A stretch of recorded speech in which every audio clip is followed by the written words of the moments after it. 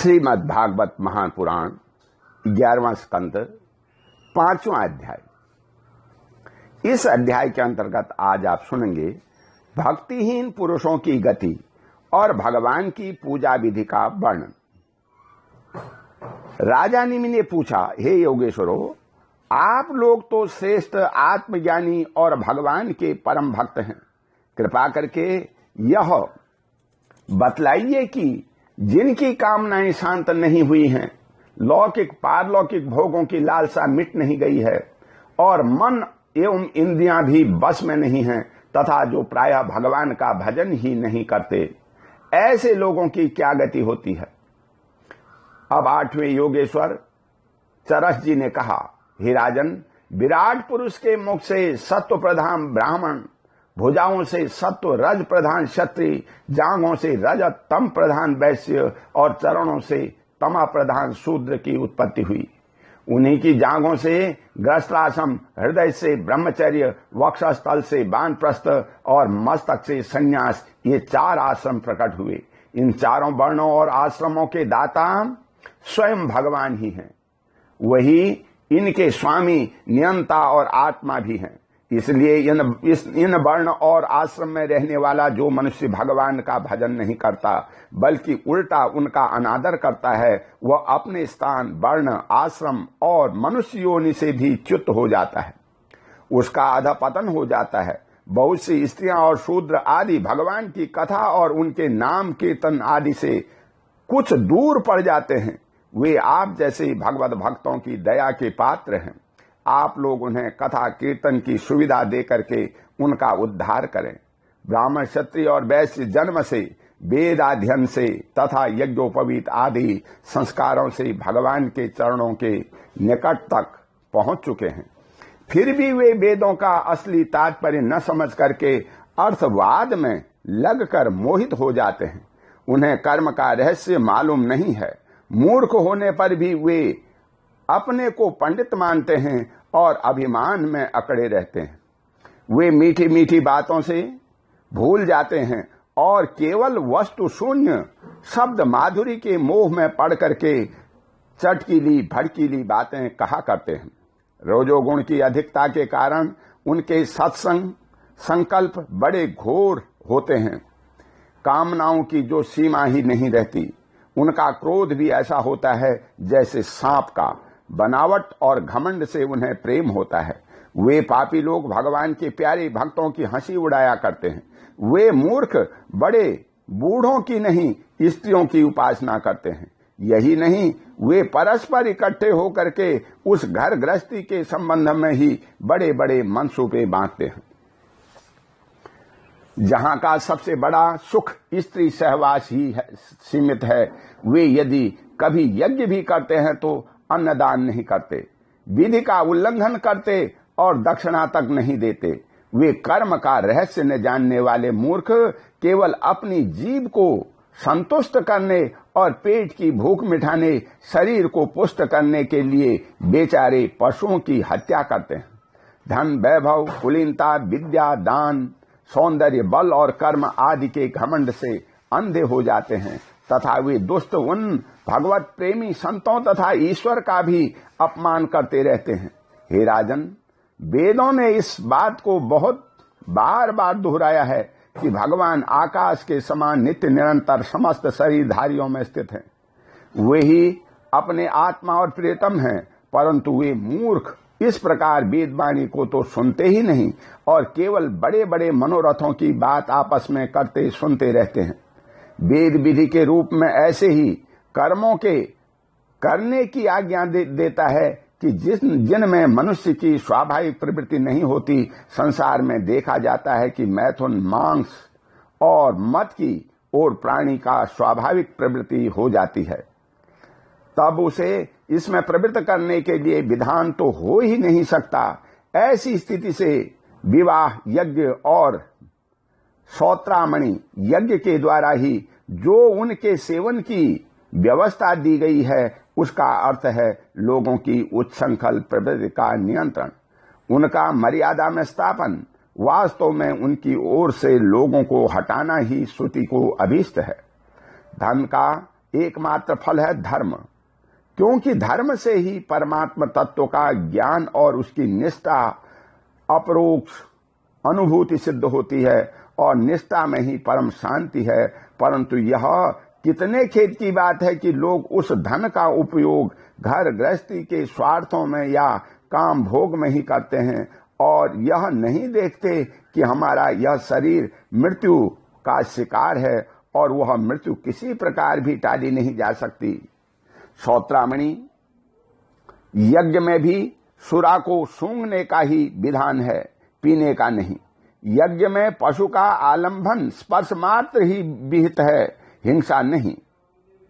इसी प्रकार अपनी धर्मपत्नी के साथ मैथुन की आज्ञा भी विषय भोग के लिए नहीं, धार्मिक परंपरा की रक्षा के निमित्त संतान उत्पन्न करने के लिए ही दी गई है। परंतु जो लोग अर्थवाद के वचनों में फंसे हैं, विषयी हैं, वे अपने इस विशुद्ध धर्म को जानते ही नहीं। जो इस विशुद्ध धर्म को नहीं जानते वे घमंडी वास्तव में तो दुष्ट हैं, परंतु समझते हैं अपने को श्रेष्ठ। वे धोखे में पड़े हुए लोग पशुओं की हिंसा करते हैं और मरने के बाद वे पशु ही उन मारने वालों को खाते हैं। यह शरीर मृतक शरीर है, इसके संबंधी भी इसके साथ ही छूट जाते हैं।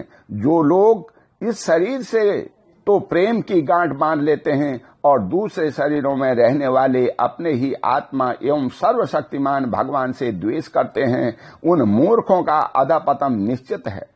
जिन लोगों ने आत्मज्ञान संपादन करके केवल मोक्ष नहीं प्राप्त किया है और जो पूरे पूरे मूढ़ भी नहीं हैं, वे अधूरे न इधर के हैं और न उधर के। वे अर्थ धर्म काम इन तीनों पुरुषार्थों में फंसे रहते हैं। एक क्षण के लिए भी उन्हें शांति नहीं मिलती। वे अपने हाथों अपने पैरों में कुल्हाड़ी मार रहे हैं। ऐसे ही लोगों को आत्मघाती कहते हैं। अज्ञान को ही ज्ञान मानने वाले इन आत्मघातियों को कभी शांति नहीं मिलती। इनके कर्मों की परंपरा कभी शांत नहीं होती। काल भगवान सदा सर्वदा इनके मनोरथों पर पानी फेरते रहते हैं। इनके हृदय की जलन विषाद कभी मिटने का नाम नहीं लेते। हे राजन, जो लोग अंतर्यामी भगवान श्री कृष्ण से विमुख हैं, वे अत्यंत परिश्रम करके ग्रह, पुत्र, मित्र और धन संपत्ति इकट्ठी करते हैं, परंतु उन्हें अंत में सब कुछ छोड़ देना पड़ता है और न चाहने पर भी विवश होकर के घोर नरक में जाना पड़ता है।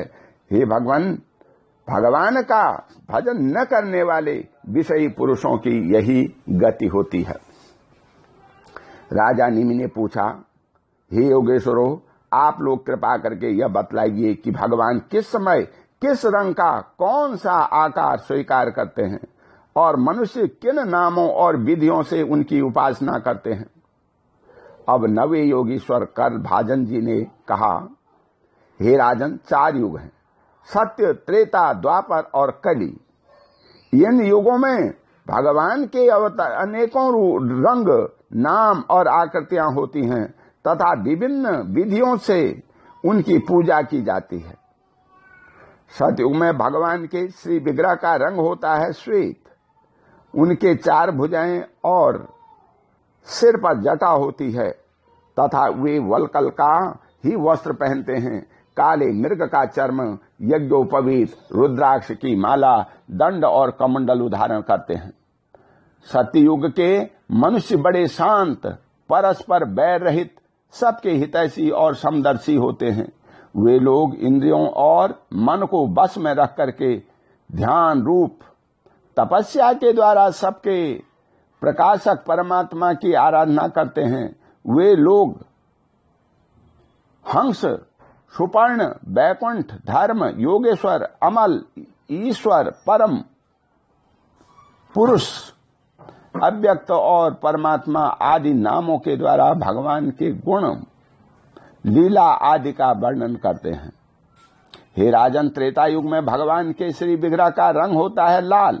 4 भुजाएं होती हैं और कटी भाग में वे 3 मेखला धारण करते हैं। उनके केश सुनहरे होते हैं और वे वेद प्रतिपाठित यज्ञ के रूप में रह करके सुख, श्रुवा आदि यज्ञ पात्रों को धारण किया करते हैं। उस युग के मनुष्य अपने धर्म में बड़ी निष्ठा रखने वाले और वेदों के अध्ययन अध्यापन में बड़े प्रवीण होते हैं। वे लोग ऋग्वेद, यजुर्वेद, सामवेद, वेद त्रयी के द्वारा सर्वदेव स्वरूप आदि देव भगवान श्री हरि की आराधना करते हैं। त्रेता युग में अधिकांश लोग विष्णु यज्ञ, प्रश्नगर्भ, सर्वदेव, उरुक्रम, वृकाकपि, जयंत और उरुगाय आदि नामों से उनके गुण और लीला आदि का कीर्तन करते हैं। हे राजन, द्वापर युग में भगवान के श्री विग्रह रंग होता है सांवला। वे पीतांबर तथा शंख, चक्र, गदा आदि अपने आयुध धारण करते हैं।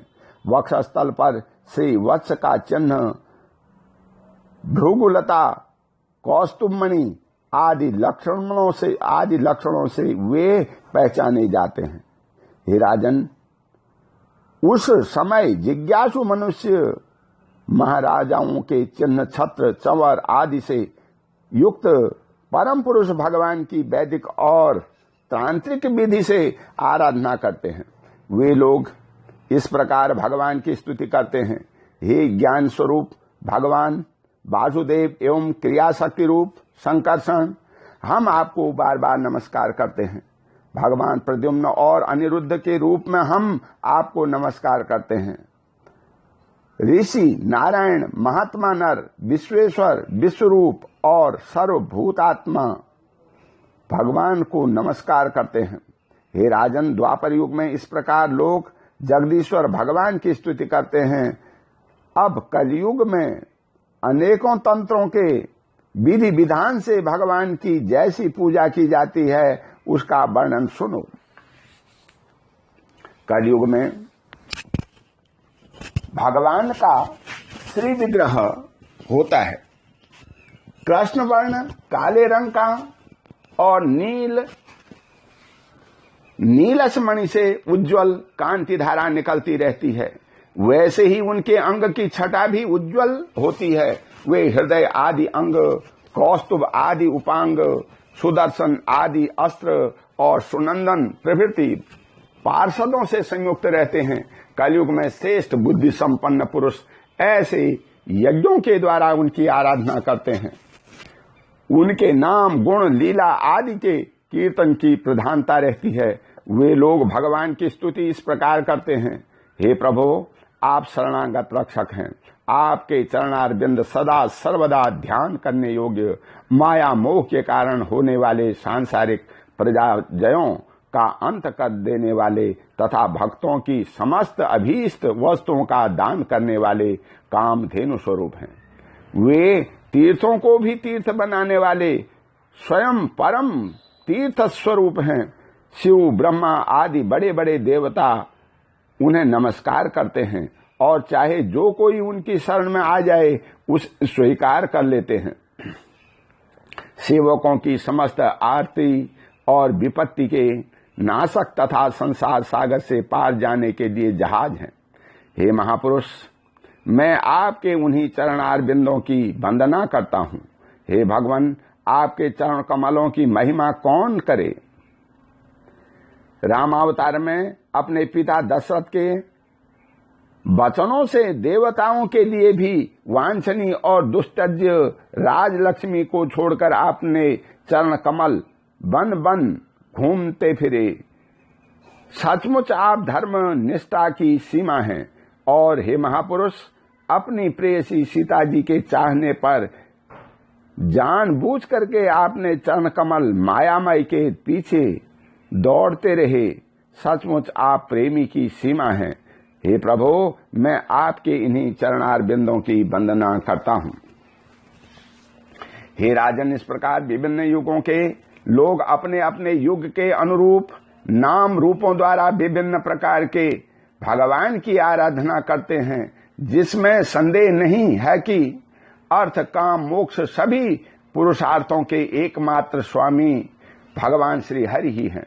कलयुग में केवल संकीर्तन से ही सारे स्वार्थ और परमार्थ बन जाते हैं। इसलिए इस युग का वर्णन गुण जानने वाले सारग्राही श्रेष्ठ पुरुष कलयुग की बड़ी प्रशंसा करते हैं, इसके बड़ा प्रेम करते हैं। देहाभिमानी जीव संसार चक्र में अनादि काल से लटक रहे हैं।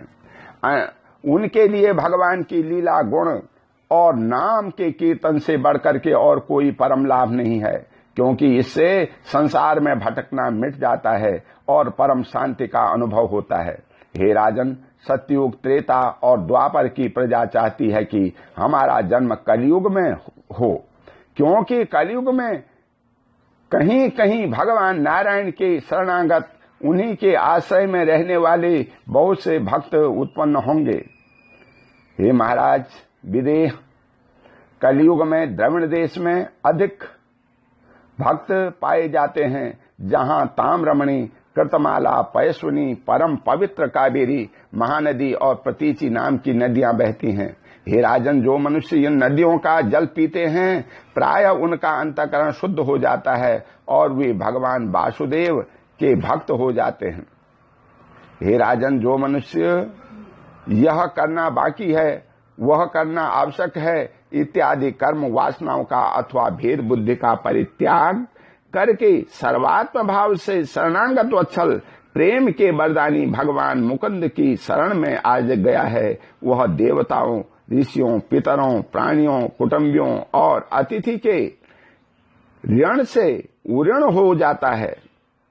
वह किसी के अधीन, किसी का सेवक, किसी के बंधन में नहीं रहता। जो ऐसी भक्त अपने प्रियतम भगवान के चरण कमलों का अनन्य भाव से दूसरी भावनाओं, अवस्थाओं, वृत्तियों और प्रवृत्तियों को छोड़ करके भजन करता है, उससे पहली बात तो यह है कि पाप कर्म होते ही नहीं। परंतु यदि कभी किसी प्रकार हो भी जाए तो परम पुरुष भगवान श्री हरि उसके हृदय में बैठ करके वह सब धो डालते हैं और उसके हृदय को शुद्ध कर देते हैं। नारद जी कहते हैं, हे वासुदेव जी, मिथिला नरेश राजा निमि 9 योगीश्वरों से इस प्रकार भगवत धर्मों का वर्णन सुन करके बहुत ही आनंदित हुए।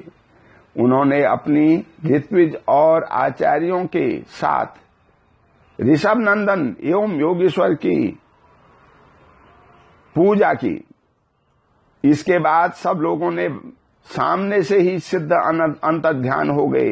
विदेहराज निमि ने उनके सुने हुए भगवत धर्मों का आचरण किया और परम गति प्राप्त की। भगवान वासुदेव जी, मैंने तुम्हारे आगे जन्म भगवत धर्मों का वर्णन किया है, तुम भी यही श्रद्धा के साथ इनका आचरण करते तो उनमें सब आसक्तियों से छूटकर भगवान का परम पद प्राप्त कर लोगे। हे वसुदेव जी, तुम्हारे और देवकी के यश से तो सारा जगत भरपूर हो रहा है, क्योंकि सर्वशक्तिमान भगवान श्री कृष्ण तुम्हारे पुत्र के रूप में अवतीर्ण हुए हैं।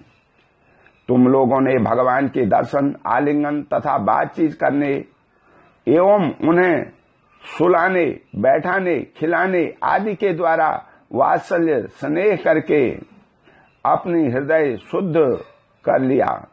तुम परम पवित्र हो। हे वसुदेव जी, शिशुपाल, पौंड्रक और साल्व आदि राजाओं ने तो वैर भाव से श्री कृष्ण की चाल ढाल, लीला विलास, चितवन बोलन आदि का स्मरण किया था। वह भी नियमानुसार नहीं सोते, बैठते, चलते फिरते स्वाभाविक रूप से ही। फिर भी उनकी चित्तवृत्ति श्री कृष्णाकार हो गई और वे सारूप्य मुक्ति के अधिकारी हुए। फिर जो लोग प्रेम भाव और अनुराग से श्री कृष्ण का चिंतन करते हैं, उन्हें श्री कृष्ण की प्राप्ति होती है। हे वासुदेव जी, तुम श्री कृष्ण का केवल अपना पुत्र ही मत समझो। वे सर्वात्मा, सर्वेश्वर, कारणातीत और अविनाशी हैं। उन्होंने लीला के लिए मनुष्य रूप प्रकट करके अपना ऐश्वर्य छिपा रखा है। वे पृथ्वी के भारभूत राजवीषधारी असुरों का नाश और संतों की रक्षा करने के लिए तथा जीवों को परम शांति और मुक्ति देने के लिए ही अवतीर्ण हुए हैं। और इसी के लिए जगत में उनकी कीर्ति भी गाई जाती है। श्री सुखदेव जी कहते हैं, हे परीक्षित, नारद जी के मुंह से यह सब सुन करके परम भगवान वासुदेव जी और परम भाग्यवती देवकी जी को बड़ा ही विस्मय हुआ। उन्होंने जो कुछ माया मोह अवशेष था उसे उन्होंने तत्क्षण छोड़ दिया। हे राजन, यह इतिहास परम पवित्र है। जो एकाग्र चित्त से इसे धारण करता है वह अपना सारा शोक मोह दूर करके परब्रह्म को प्राप्त हो जाता है। ओम शांति। बोल श्री कृष्ण भगवान की जय।